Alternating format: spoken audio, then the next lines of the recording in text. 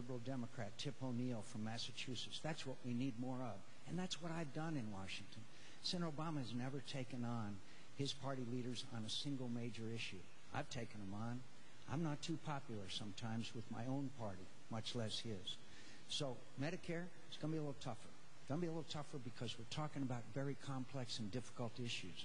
My friends, what we have to do with Medicare is have a commission. Have the smartest people in America come together. Come up with recommendations. And then, like the base closing commission idea we had, then we should have Congress vote up or down.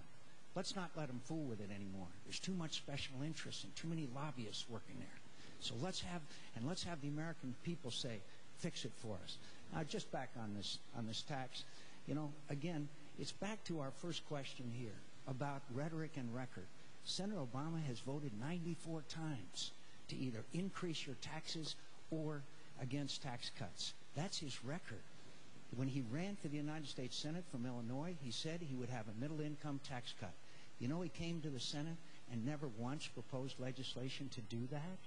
So let's look at our record. I've fought higher taxes. I have fought excess spending. I have fought to reform government. Let's look at our records, my friends, and then listen to my vision for the future of America. And we'll get our economy going again, and our best days are ahead of us. Senator McCain, thank you very much. I'm going to stick by my part of the pack and not ask a follow-up here. The next question does come from the hall for Senator McCain. It comes from Section C over here, and it's from Ingrid Jackson. Ingrid? Senator McCain, I want to know, we saw that Congress moved pretty fast in the face of an economic crisis. I want to know what you would do within the first 2 years to make sure that Congress moves fast as far as environmental issues like climate change and green jobs. Well, thank you. Look, we are in tough economic times. We all know that. And let's never forget the struggle that Americans are in today. But when we have an issue that we may hand our children and our grandchildren a damaged planet, I have disagreed strongly with the Bush administration on this issue. I traveled all over the world looking at the effects of greenhouse gas emissions. Joe Lieberman and I introduced the first legislation, and we forced votes on it. That's the good news, my friends. Bad news is we lost. But we kept the debate going, and we kept this issue to posing to Americans the danger that climate change poses. Now, what's the best way of fixing it? Nuclear power. Senator Obama says that it has to be safe or disposable or something like that. Look, I was on Navy ships that had nuclear power plants. Nuclear power is safe and it's clean, and it creates hundreds of thousands of jobs. And I know that we can reprocess the spent nuclear fuel. The Japanese, the British, and the French do it. And we can do it too. Senator Obama has opposed that. We can move forward and clean up our climate and develop green technologies and alternative energies for hybrid, for hydrogen, for battery-powered cars, so that we can clean up our environment and at the same time get our economy going by creating millions of jobs. We can do that. We as Americans, because we're the best innovators, we're the best producers, and 95% of the people who are our market live outside of the United States of America. Senator Obama? This is one of the biggest challenges of our times. And it is absolutely critical that we understand this is not just a challenge, it's an opportunity. Because if we create a new energy economy, we can create 5 million new jobs easily here in the United States. It can be an engine that drives us into the future the same way the computer was the engine for economic growth over the last couple of decades. And we can do it, but we're going to have to make an investment. The same way the computer was originally invented by a bunch of government scientists who were trying to figure out for defense purposes how to communicate, we've got to understand this is a national security issue as well. And that's why we've got to make some investments. And I've called for investments in solar, wind, geothermal. Contrary to what Senator McCain keeps on saying, I favor nuclear power as one component of our overall energy mix. But this is another example where I think it is important to look at the record.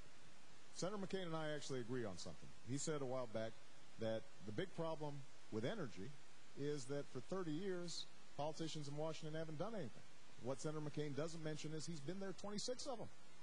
And during that time, he voted 23 times against alternative fuels. 23 times.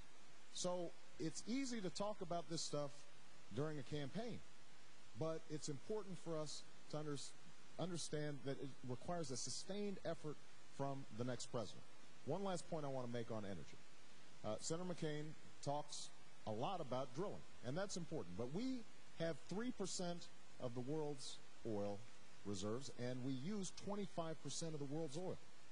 So what that means is that we can't simply drill our way out of the problem. And we're not going to be able to deal with the climate crisis if our only solution is to use more fossil fuels that create global warming. We're going to have to come up with alternatives, and that means that the United States government is working with the private sector to fund the kind of innovation that we can then export to countries like China that also need energy and are setting up one coal-powered plant a week. We've got to make sure that we're giving them the energy that they need, or helping them to create the energy that they need. Gentlemen, you may not have noticed, but we have lights around here. And they have red and green and yellow, and they are a signal. I'm just trying to keep up with John. I know. Okay, here, John. Tom, wave like that, and I'll look at you. All right, Senator. Okay. Here's a follow-up to that 1-minute discussion. Sure. It's a simple question. Sure. Should we fund a Manhattan-like project that develops a nuclear bomb to deal with global energy and alternative energy, or should we fund 100,000 garages across America, the kind of industry and innovation that developed Silicon Valley? I think pure research and development investment on the part of the United States government is certainly appropriate.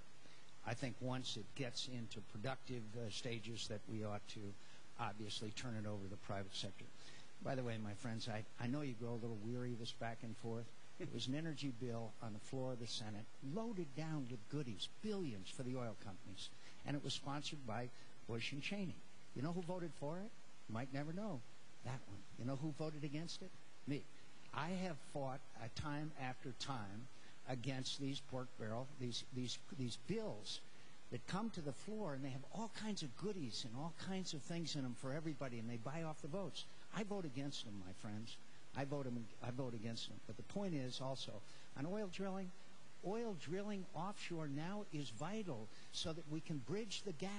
We can bridge the gap between imported oil, which is a national security issue as well as any other, and it will reduce the price of a barrel of oil, because when people know there's a greater supply, then the cost of that will go down. That's fundamental economics. We've got to drill offshore, my friends, and we've got to do it now. And we can do it. And as far as nuclear power is concerned, again, look at the record. Senator Obama has approved storage and reprocessing of spent nuclear fuel. And I'll stop, Tommy, and you didn't even wait. Thanks. All right. Thank you very much, Senator. Next question for you, Senator Obama, and it comes from the E section over here, and it's from Lindsay Trella. Lindsay? Senator, selling health care coverage in America as a marketable commodity has become a very profitable industry. Do you believe health care should be treated as a commodity? Well, as I travel around the country, this is one of the single most frequently asked issues that I get, is the issue of health care. It is breaking family budgets. I can't tell you how many people I meet who don't have health insurance.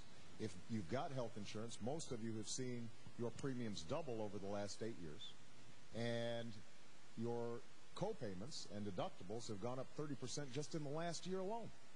If you're a small business, it's a crushing burden.